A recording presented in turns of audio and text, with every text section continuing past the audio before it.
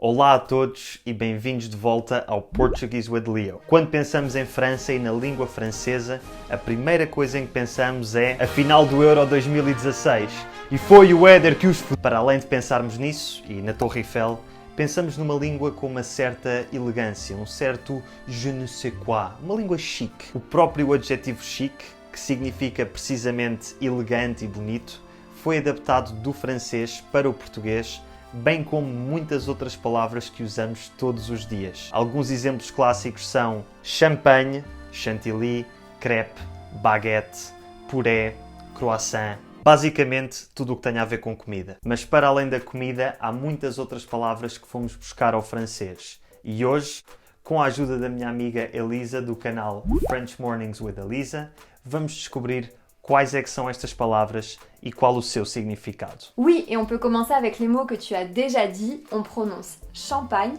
chantilly, crêpe, purée, baguette et croissant. Já viram que chique? Ouais, c'est chic. É verdade que estas palavras têm o mesmo significado em português e em francês.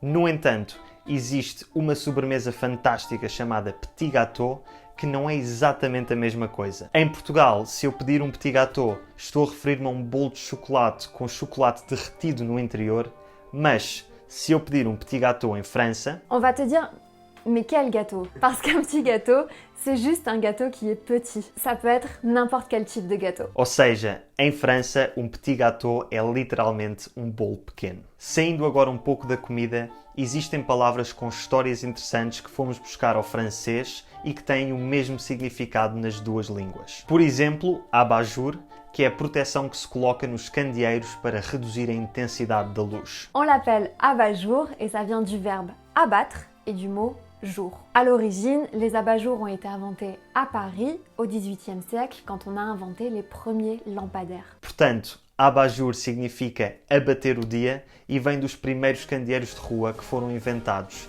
em França. Outra palavra interessante é a palavra greve, que é quando um grupo de trabalhadores interrompe o seu trabalho de forma voluntária como forma de protesto. Oui, grève, ça vient du nom de la place de Grève, une ancienne place à Paris où les chômeurs se réunissaient en attendant d'être embauchés. Et à partir du 19e, le mot a pris son sens actuel. Ou seja, fazer greve era procurar trabalho na Place de Grève, em Paris, e só mais tarde é que mudou de significado e foi aí que nós roubámos a palavra, já com o seu segundo significado, o de protestar as condições de trabalho. Outra palavra interessante é a palavra chauffeur, que significa um condutor de qualquer tipo de transporte rodoviário e que em francês tem o mesmo significado e se diz chauffeur, mais en fait ça vient du verbe chauffer. Parce qu'à la fin du 19e siècle, la personne qui conduisait l'automobile était aussi celle qui devait faire chauffer le moteur avant de rouler. Ou seja,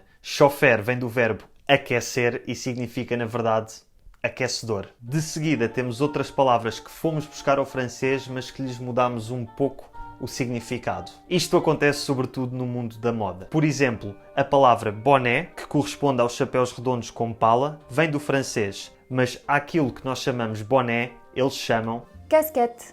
Et ce qu'on appelle bonnet, vous l'appelez gorro, que é o chapéu quente sem abas que se usa no inverno. A mesma coisa acontece com a palavra écharpe, que é uma faixa comprida de tecido leve que se usa à volta do pescoço.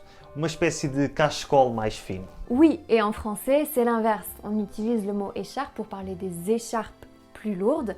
Et ce que vous appelez écharpe, on l'appelle foulard. Mas o mais engraçado em questões de moda é sem dúvida o batom. Em português chamamos batom ao cosmético que é usado para pintar os lábios. No entanto, a palavra francesa batom tem um significado diferente, que significa literalmente um bastão ou um pau. Oui, et pour parler de ce qu'on utilise pour rendre les lèvres rouges, c'est le rouge à lèvres. Literalmente vermelho para os lábios. Mas continuando no batom ou bastão, há um tipo de bastão específico ao qual decidimos dar o nome francês, um nome assim mais chique, que é o casse-tête, que é o bastão utilizado pela polícia para bater nos criminosos. No entanto, se eu perguntar aqui à Elisa, Elisa, o que é um casse-tête? Alors, un casse-tête, c'est un jeu où on doit réfléchir pour trouver la solution, comme un puzzle en 3D.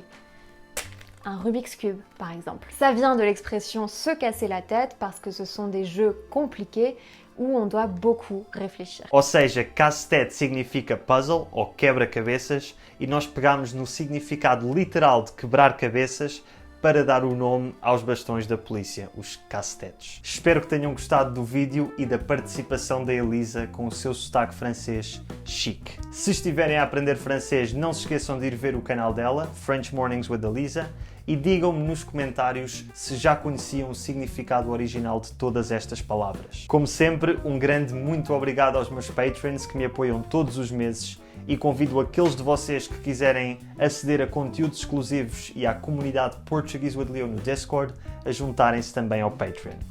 Muito obrigado e até para a semana. À bientôt!